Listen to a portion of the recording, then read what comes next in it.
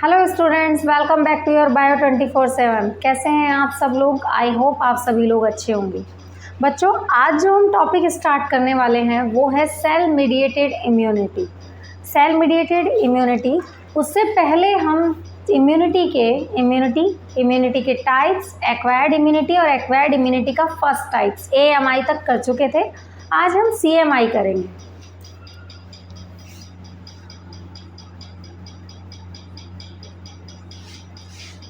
Cell mediated immunity.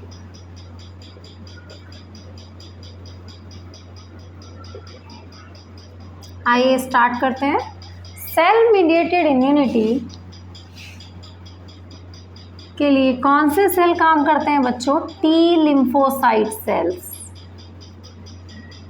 यानी कि immunity कौन से सेल्स देते हैं? T lymphocyte sales. ये टी लिम्फोसाइट सेल्स बनते कहाँ हैं बच्चों? फॉर्मेशन, इनका फॉर्मेशन होता है बोन मैरो में। और बोन मैरो में और किसका फॉर्मेशन याद करिए, हमने सीखा था बी लिम्फोसाइट्स का। ये मैच्योर कहाँ होते हैं बच्चों? इनका मैच्योरेशन कहाँ होता है? यानी कि आप कह लीजिए इनकी स्कूलिंग या ट्रेनिंग कहाँ होती है? थाइमस में। थाइमस क्या है? थाइमस एक ऐसा ऑर्गन है जो कहाँ प्रेजेंट है? हार्ट के अपर साइड पर, dorsal side of the heart.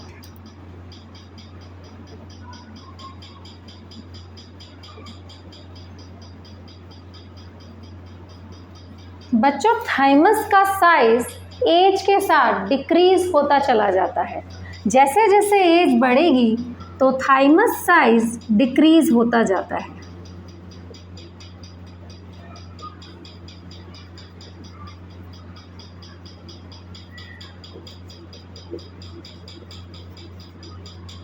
अब जब थाइमस का साइज डिक्रीज होता जा रहा है और यहाँ पर टी सेल्स मैच्योर होते हैं तो क्या होगा? टी सेल्स भी कम होने लगेंगे और इसी वजह से इम्यूनिटी भी कम होने लगेगी। तो यानी कि आपकी इम्यूनिटी एज के साथ कम होने लगती है, डिक्रीज होने लगती है। आपने देखा होगा ओल्ड एज के लोगों को इन्फेक्शंस बहुत जल्दी पकड़ लेते हैं, बल्कि जो बच्चे होते हैं उसकी बजाय उनको इन्फेक्शन बहुत जल्दी कॉज नहीं करते हैं। तो ये उसका कारण क्या है? थाइमस का साइज एज के साथ डिक्रीज होना। एक बार आप इसे देख लीजिए। इसके बाद बच्चों अब हम क्या करेंगे? हम समझेंगे MHC। आप सोच रहे होंगे इसका क्या यूज़ है, ये यहाँ कैसे काम आएगी और MHC क्या है? तो आइए देखते हैं। MHC is what? Measure histocompatibility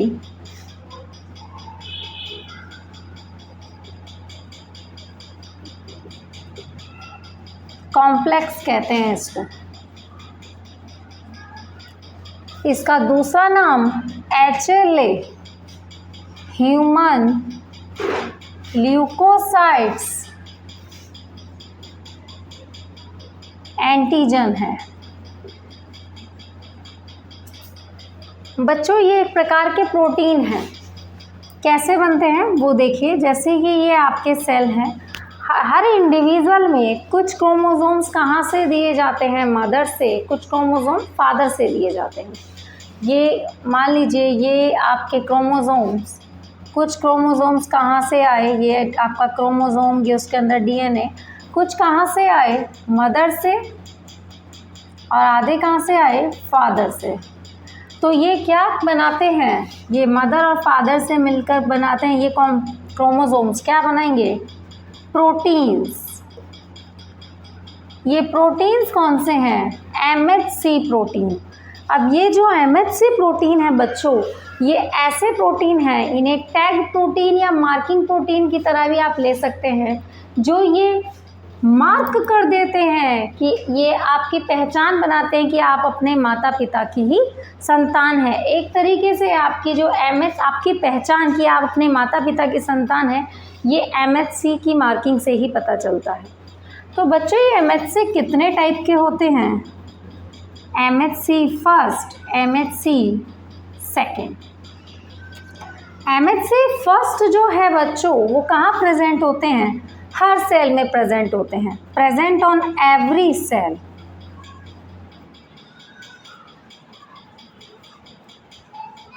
accept RBCs।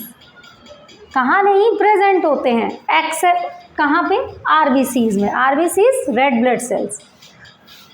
MHC 2 macrophages में, मोनोसाइट्स।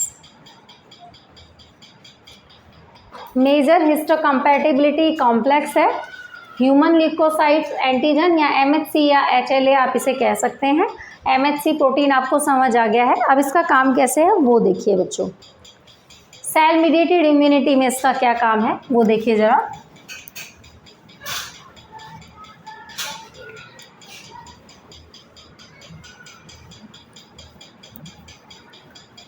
बच्चों, हमने सेल मीडिएटेड इम्यूनिटी के टाइप पढ़े थे। T helper cell, T cytotoxic cell और T मेमोरी सेल। सबसे पहले हम पढ़ेंगे T हेल्पर सेल। नाम से ही पता लग रहा है हेल्पर सेल, ये ऐसे सेल हैं जो क्या करेंगे? खुद से एंटीजन को किल नहीं करते हैं बल्कि हेल्प मांगने जाते हैं। तो इसको समझने के लिए, ये एक सेल है बच्चों, इसे क्या कह रहे हैं आप? APC, antigen presenting cell. क्या होता है यहाँ पर? आपके क्या है? एंटीजन। यहाँ पर एंटीजन प्रेजेंट है। अब ये पता कैसे चलेगा? उसकी मार्किंग कौन कर देता है? MHC 2। इसे पहचानने के लिए जब हम T हेल्पर सेल की बात कर रहे हैं तो क्या करेंगे? T हेल्पर सेल यहाँ आएंगे, इसे पहचानेंगे और क्या करेंगे? पहचानने के बाद T हेल्पर सेल पहचानेंगे कैसे? उस पर कौन से रिसेप्टर्स प्रेजेंट है? CD4। CD4 यहाँ पर T हेल्पर सेल्स पर। APC पर कौन प्रेजेंट है? MHC, जिससे पहचान होगी। और ये रहा आपका एंटीजन जो कि बीच में फंसा हुआ है।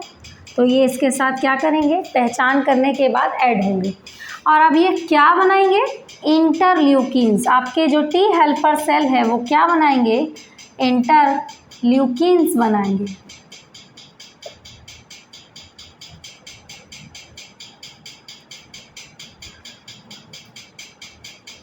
क्या काम है इन इंटरल्यूकिन्स का? बच्चों, ये इंटरल्यूकिन्स क्या करते हैं? एक्टिव कर देते हैं B सेल्स को एंड TC सेल्स को। यानी कि इन्हें मदद मांगने जाना है तो ये कैसे जाएंगे? कहाँ जाएंगे मदद मांगने? T हेल्पर सेल ने जैसे ही एंटीजन को पहचान लिया, CD4 रिसेप्टर ने देख लिया है, अब उसके साथ बाइंड अप कर लिया है, तो क्या बनाएंगे? इंटरल्यूकिन्स। अब उसे क्या करेंगे? T हेल्पर सेल खुद तो इसे मारेगा नहीं, तो वो क्या करता है? इन इंटरल्यूकिन्स की मदद से B सेल और T सेल्स को एक्टिवेट करता है। तो B सेल्स क्या करेंगे? जब उन्हें पता चल गया है वो एंटीजन आ गया है, तो वो क्या बनाएगा? एंटीबॉडी। अब ये एंटीबॉडी जाकर के इस सेल को किल करने का काम करेंगे। ये तो हुआ B सेल का फंक्शन। अगर TC सेल्स को कहेंगे ये इंटरल्यूकिन्स की बॉडी में बाहर से कोई एंटीजन आया है तो ये इसे डायरेक्ट किल करने का काम करेंगे। तो आप समझ गए होंगे कि जो T हेल्पर सेल है कभी भी एंटीजन को खुद नहीं मारते हैं बल्कि मदद मांगने जाते हैं और बाकी सेल्स को कहते हैं एंटीजन आ गया है उसे किल कर दीजिए। ये आपको पता चल जाएगा। पहचान कैसे होगी एंटीजन प्रेजेंटिंग सेल की? MHC 2।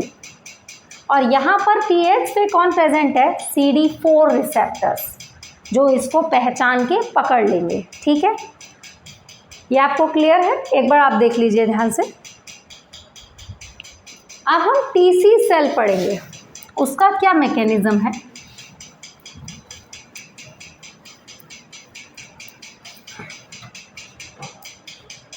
बच्चों टीसी सेल्स यानी कि साइटोटॉक्सिक या किलर सेल आप इसको कह रहे हैं। इसके तो नाम में ही किलर लगा हुआ है, तो यानी कि डायरेक्ट मारने का काम करेगा ये। तो कैसे? ये रहा आपका एपीसी एंटीजन प्रेजेंटिंग सेल। इस पर कौन है? एंटीजन प्रेजेंट है। एंटीजन प्रेजेंट है, मार्किंग कौन कर रहा है? MHC1। ये टी जो साइटोटॉक्सिक सेल है वो किसको पहचानेंगे? MHC1 की मदद से एंटीजन प्रेजेंटिंग सेल को पहचान लेंगे। ये आपका टीसी सेल्स है।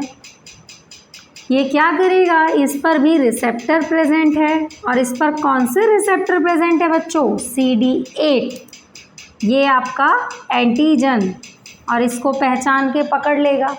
अब क्या बनाएगा ये? परफोरिन्स। बच्चों परफोरेंस का क्या काम है? ये परफोरेंस नाम से ही पता चलता है, ये परफोरेट करने का काम करते हैं, होल्स छेद करने का काम करेंगे किसी भी सेल्स में। तो ये परफोरेंस क्या करते हैं? इस सेल में जाकर होल करने का मतलब इस सेल को पूरी तरह से ऐसा कर देते हैं कि जगह जगह जगह जगह छलनी जैसा हो जाएगा, सेल सा हो जाएगा। अब इतने होल्स बन जाने के बाद क्या होता है बच्चों?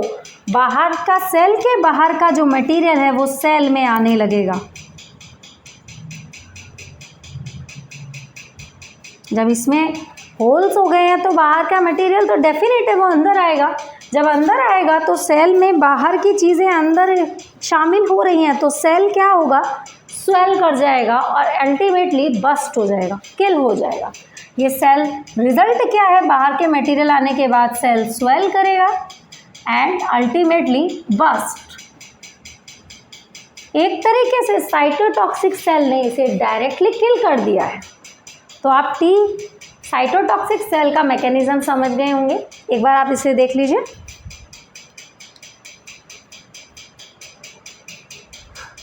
यही सेल है जो सबसे ज़्यादा ग्राफ्ट रिजेक्शन के लिए रेस्पॉन्सिबल होती हैं। ये क्वेश्चन भी बनता है, तो आप लिख लीजिए यहीं स्टार लाइन करके, these cells are responsible for graft rejection.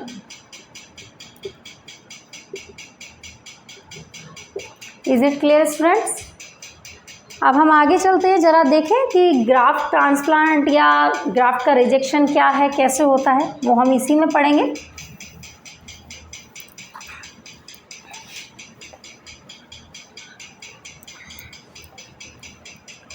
बच्चों आपने एक शब्द सुना होगा, ऑर्गन ट्रांसप्लांट।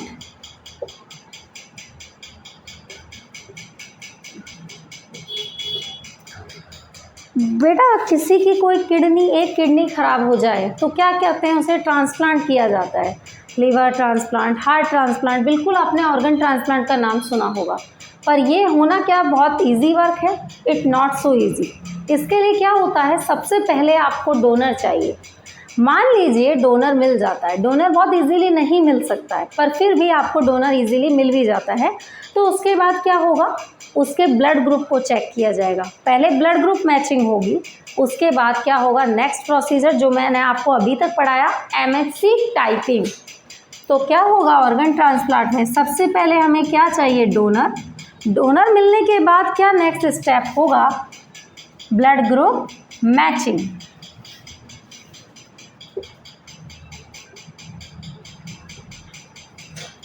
ब्लड ग्रुप अगर मैच हो जाता है तो उसके बाद नेक्स्ट स्टेप वेरी इंपॉर्टेंट है, वो कौन सा है? MHC typing. जब ये सब चीज़ें कंफर्म हो जाती हैं, मैच हो जाती हैं, उसके बाद ही ऑर्गन ट्रांसप्लांट किया जाता है। अब ऑर्गन ट्रांसप्लांट के लिए टेक्निकली जो टर्म यूज्ड होते हैं वो देखिए ज़रा। अगर ऑटोग्राफ्ट हुआ है,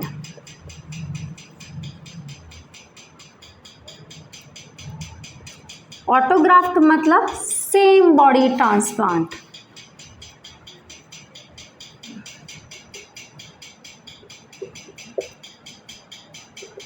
इसके लिए एक एग्जाम्पल सबसे ईजीएस्ट मैं आपको बताऊं कि मान लीजिए कोई गंजेपन का शिकार है, अब उसके क्या होता है, सब जगह बाल हैं, किसी एक पर्टिकुलर जगह नहीं है और वो बहुत गंदा सा लग रहा है, तो वो क्या करेगा, अपने बालों को ट्रांसप्लांट कराने की कोशिश करेगा, विग लगाएगा। पर उसके लिए वो क्या करेगा, विग ना लगाने की बजाय वो बालों को ट्रांसप्लांट करवा रहा है। कैसे, उसके किसी एक पर्टिकुलर एरिया में बाल ज़्यादा हैं, किसी एक में कम है, तो क्या करेंगे, जहाँ जिस एरिया में बाल ज़्यादा है वहाँ से बाल लेकर ट्रांसप्लांट करने हैं दूसरी जगह।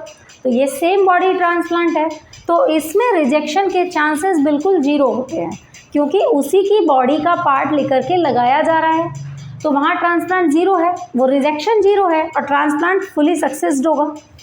अगर हम बात करें आइसोग्राफ्ट, जब ट्रांसप्लांट सेम बॉडी में नहीं हो रहा है, आपके घर में क्लोजेस्ट रिलेशन में, यानी कि आपके रियल ब्रदर, वो भी कैसा होना चाहिए, मोनोजाइगोटिक ट्विंस में हो रहा है। आइसोग्राफ्ट क्या है, ट्रांसप्लांट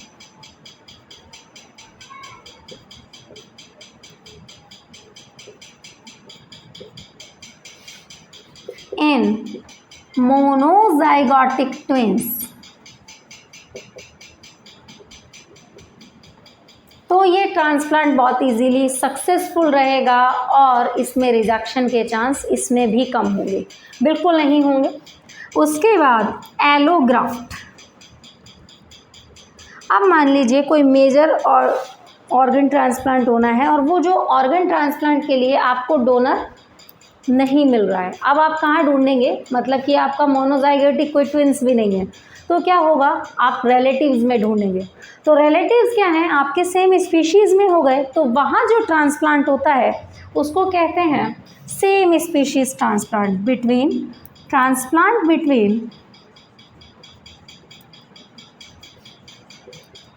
सेम स्पीशीज़।